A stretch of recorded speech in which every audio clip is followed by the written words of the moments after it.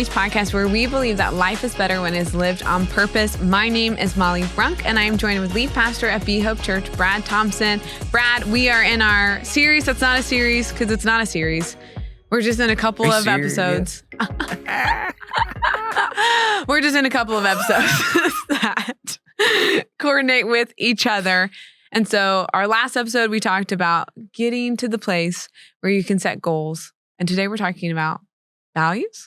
We are talking about values. Episode. What episode is this? We don't number them because sometimes we mess them up. So cool. Episode ambiguous. I think we should call this episode Flyaway because we talked about flyaways a lot today. Well, let me tell you the story. I sit down in the chair and our sound producer goes, Molly, you have so much frizz in your hair. You're going to want to fix that. And I said, well, if it's frizzy, I can't fix it. That's just what my hair is going to be today.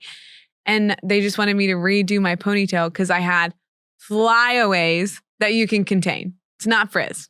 Every girl in the comment right now is sounding off. So I could put the flyaways away. Flyaways are like... But they're a good thing. They're what? A good thing. Because it means that your hair is growing. Oh. Mm-hmm. Do you have any? I do. That's good. My hair is always growing. But you can also like gel your hair where it's like, I can't gel my hair. That would be weird. What do you put in your hair? Nothing. Dry shampoo. Oh, that's Nothing. magic. It is. My But wife uses that. I know. It's nice. You don't have to shower for 2 weeks. It's so nice. It is amazing. So we're pro dry shampoo here. Hair health. Yeah. It's probably not actually healthy for your hair. When are they going to come out with like pro dry like soap? Like instead of taking is that Axe body spray? Yeah, Axe body spray. Yeah. That's like middle school camp, just right there. Cool, man. Just a whole bunch of like Axe body spray. You're walking into that. Hey, what was your favorite? What was your favorite smell when you were in high school? My favorite smell? Yeah, like perfume or like what did you cover up your BO It was with? it was like the time of Bath and Body Works Prime. So it was like Japanese cherry blossom. Oh. It's like you'd pull out those big things from like Victoria's Secret and just like douse yourself in it. So what was yours? Curve. Curve? What the heck is a curve? It's not a thing. it's a fragrance. It's like you're like, oh, I want to smell like Curve today. De bleu de beau. All I can think of is Curves, which is the workout place my grandma goes to. It's green bottle with like some. I think it was like in goldish colored lettering. It said Curve on it. Still smells great. Curve. Do you have it still to this day? Oh, no. Got it. Anyway, now we should probably type in Chanel. All right. Speaking of things we value, let's evaluate our values. Come on, evaluate our values. I like that. But we're going to start the episode with our fumble moment because we always start our episodes with our fumble moments. And most of the time, it's your fumble moment. So let's hear about your fumble moment. Yeah, I want to speak to those of you who, have you ever get to the end of the day and, or maybe it's even in the middle, and you just like, you put your head down on the pillow and you feel defeated. Like, you ever been in the middle of the day and you're like, this is not going the way I thought it would. Yeah. I had this happen the other day. It was midday for me. It was a Saturday for me.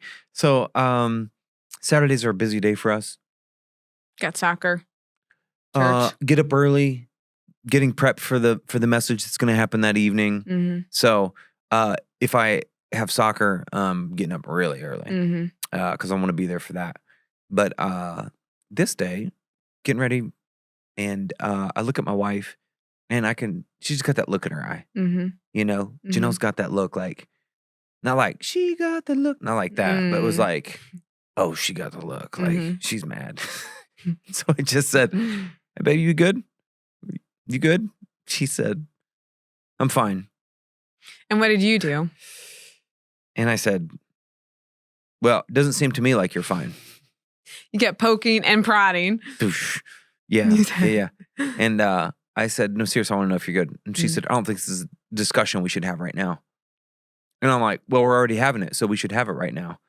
And every married person right now is like, yep, been there. Yeah. You would think I've learned by now that when my wife says she needs space, it means that she needs space. Yeah. And I just love to solve the problem immediately. Yeah. How'd that work out for you? Especially when I have a sense that I might be the problem. So I just asked her, so no, seriously, what's going on? And she just, she was, hey, life's crazy right now. Teaching, kids, like soccer, all good stuff. Life's ramping up. That was not the problem though. She got to the problem, and the problem was, she said, my greatest struggle right now is that when you're home, you're not home. Mm-hmm. When you're home, you're not home. And of course I'm justifying it. I'm like, well, we've got this project and we got this thing going and I've got this happening and we got to build this team and we got to make sure we get, I'm like justifying why I'm not present at home. And while she's talking to me, I feel frustrated, right? And I'm not frustrated at her. I realize that I'm frustrated because it has nothing to do with my schedule. Yeah. I'm frustrated because it has everything to do with my values, And I just wrote this in my notes. Deep down, I knew that I didn't have a scheduling problem. I had a values problem. Mm-hmm. And a lot of times, as leaders, we think we have a scheduling problem when the reality is you have a values problem. And this is why I want to talk about evaluating your values. Matt, that's good. So you know this about me? Mm-hmm. I actually have in my calendar, evaluate your values at 9 p.m. at the end of the night. Every day. And I want to get to that. Yeah. I want to get to how do we evaluate our values? But the first thing I need you to actually realize is you actually have to have a set of values, Molly B. Are values and goals same things or different things? They're different things. It's a really good question. Thank you. But goals come because you have values, right? Because values, let me find it in here. I believe values are core convictions that you have, right? A lot of us struggle in life because we actually don't have value statements or identity statements for our life. Like, just to be honest, like when you ask people some of the biggest faith questions, like the one that always comes up other than why do bad things happen to good people is what is my purpose? Why am I here? And what I realize is most people believe they have a moral compass, but they don't actually have core convictions about where they want their life to go. There's a big difference. Yeah. Speaking back to our rules episode, like I think a lot of people have a moral compass. At least I would hope. They have rules, but rules aren't convicting. Like core convictions are things that we see in our lives that we want to become so that we can either solve a problem or it's because God is taking us there. Yeah. And so just to evaluate your values, you actually have to have values. So that's good. I wrote it in my notes like this, like knowing who you are will guide what you do. You hear people all the time say, schedule what you value. If you haven't heard that, you should schedule what you value. And so I wanted to give you an example of like knowing who you are will guide what you do. I have 7 identity statements in my life. I was just sharing this with a group of guys this morning. Like you have to have a plan for your life because clarity will always provide purpose. And so I write mine down. What a concept. Oh, wow. That's crazy. I actually have it written down. So let me give you an example. Like, because what it went back to with my wife, with Janelle, was one of my identity statements is I'm a passionate husband who has found the favor of God because I'm married to Janelle. And I say I will respect her and honor her with my time and attention, and our marriage will be a reflection of Christ's love. Yeah. Well, if I'm home but not really home, how is that honoring her with my time and attention? And how am I actually reflecting the way that God loves us if I'm not fully present to her? And so in that moment, my frustration was not that she was calling me out. My frustration was, I know that I'm not leaning into what I declared over my life. And I'm not living up, not to a goal, but to my identity. Yeah. And so like one I wrote recently, I love this, is I'm relentlessly focused.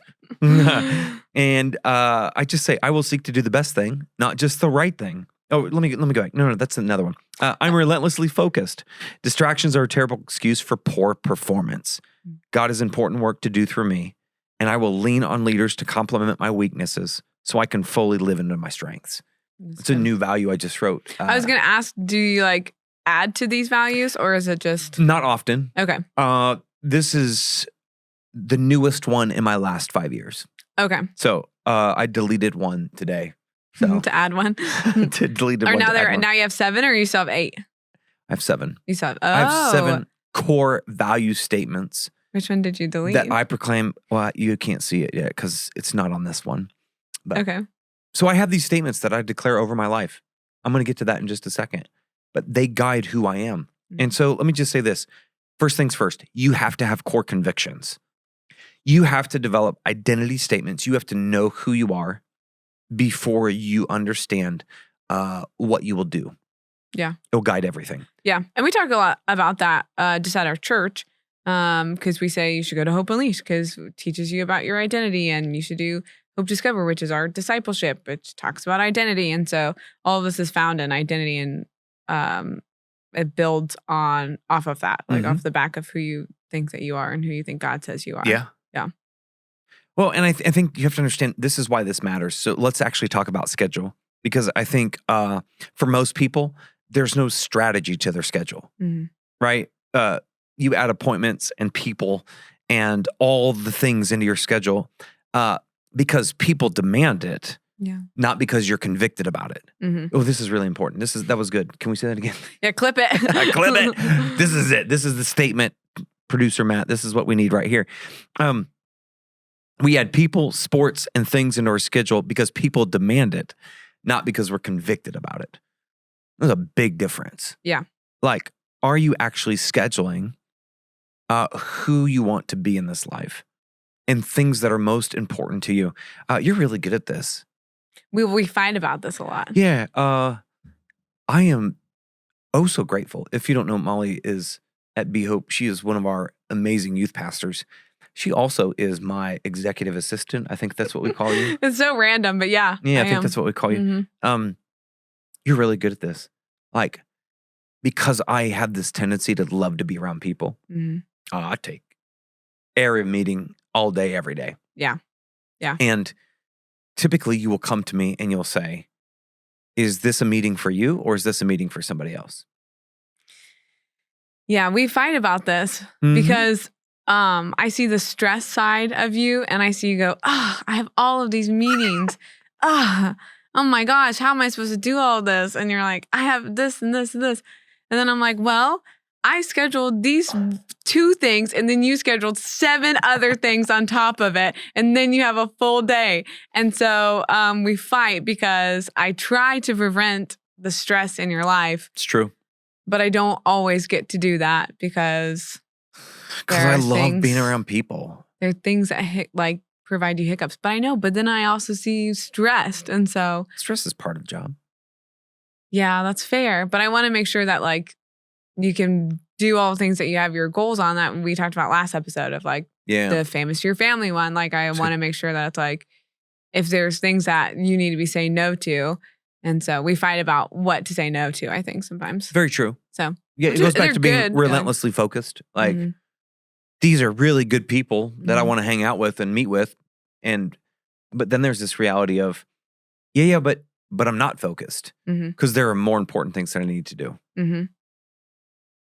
It sounds bad that I'm prioritizing other things over people, certain people, but I just think it's just the nature of when you have an organization where for 1,500 people, you are their one person, but you can't be their one person. That's just not a sustainable system. And so it's just the reality in which we live in. Yeah. So, and I think the takeaway for anybody who's watching today is just because someone wants to be in your schedule doesn't mean they need to be. Right? This is really important. Just because they asked to get on your calendar, just because they wanted to make an appointment, just because it looks like it's fun or it's good or it's going to be a great time, doesn't mean you actually need to do it. Because here's what happens. We talked about at the beginning. You get to the end of the day and you're like, man, what did I do today? You ever been there? Yeah. You ever get to the end of the day and I mean, you're my boss, so no, never. I've never done that. Do you ever get to the end of the day and you're like, somebody's like, hey, how was your day? Good. What'd you do? I don't actually know. It was fun. But did I accomplish anything that fits my purpose and my values? No. And I think that's why we get to the end of the day and we're like, man, I feel like I did all these things, but I felt like I did nothing. Mm-hmm. You ever have that day where it's like, I did everything, but I did nothing? Yeah, they're the worst days. And what we're saying when we say that is, I did lots of things that were good. I met with a lot of people, but none of that aligned with the core convictions I have. And I think that's why we leave with an empty feeling, is because you never stepped into the conviction side of you. You just stepped into the scheduled side of you. Yeah, but you're tired and unfulfilled. I think it's a different thing to be tired and fulfilled. Yes, that is true. And so I heard one leader say at one time, it's like every night you should, like the second your head hits the pillow, you should be asleep because of how hard and how much you work that day. Like the second your head hits the pillow. And it's like, because you want to be tired for the right things. Like, and so, but you have to make sure that your values are aligned. Mm-hmm. And it's not just tired just because you're tired. Like, not just tired because you've been busy doing things that don't matter. True. So we're spending a lot of time talking about values, and you need to have them. And I just don't know that a lot of people do. By the way, we actually offer a course at Be Hope on how to actually create values for your life. We can create a life plan for you. Cool, I'm promoting it. It's called Hope Discovered. Hope Discovered. Really good stuff. I've just never heard it called a life plan or a course. I'm calling it that today because of this men's group I meet with. We were talking about a life map. Got it. Yeah, so, it's also just a discipleship program. So if you want to... It's an amazing discipleship program, just not a course, so... All right, so let's get to the heart of why we're here today, which is evaluating your values. Right? We're assuming you have them. So you're like, Brad, what does it look like in your life? Here's how I evaluate. And I'm just going to break it down into two sections. This is easy. Morning review and evening review. And this is what I do in the morning. I know this sounds weird. I try to every day. I don't get it every day, but I at least every day try to read my mission statement and the core convictions or my values or my identity statements is what I call them. At least every day. At least every day. If I can't, I know it's at least going to be once a week. That's impressive. And so like it seems weird. Somebody's like, when do you come back to this? And it's like, I make it part of my devotion time. Yeah. Like we were talking with our team today about project management and getting organized. And they're like, when do you sit down and fill out your day? Like I make it part of, it sounds weird. I read the Bible, have prayer time, read some leadership stuff, and then immediately pick up my planner for the day. But typically before the planner, I'm looking at these statements. And here's why that matters. Here's what I wrote in my notes. It will supply you with the right start. So if I'm reading today, I'm relentlessly focused. I'm walking into the day going, I am somebody who's focused. And it's amazing what I can get done if I'm saying I'm somebody who's focused. So it supplies you with the right start. It reorients your schedule. So now I'm looking at my schedule saying, yeah, like I have this meeting or this person wants to meet with me, but if I'm going to be famous to my family or if I value my wife, like, do I really need to meet with this person? You and I have this discussion at times too. Like, I'm not going to have conversations. Like, I'm not going to have conversations with people just because they want to hang out. Like, I want to go somewhere with the conversation. Yeah. I want to empower people. Yeah. Like, I love conversations where, like, that's my mission. I want to empower people in life. If we're just here to talk about what you're eating for the day, I'm not interested. And so having these values reorients your schedule. It adds meaning to your meetings. Where did I hear this the other day? Somebody said, and just instead of saying like appointment with so-and-so or leadership team meeting, you describe it by the vision of what it's going to, like the vision of where it's taking you. I'm not making sense, but like instead of saying leadership team meeting, like the schedule would say like dreaming about the next 5 years. Does this make sense? Makes it more exciting. Maybe it'd make you get more pumped up for it. Yeah, makes exciting, but it adds meaning to it. Oh, we're thinking about the next 5 years. Yeah. So the other one is as you do this in the morning, evaluate your values in the morning. Is it just reminds you of your purpose? Why am I here? what am I doing? Like, it's a good reminder. That's good.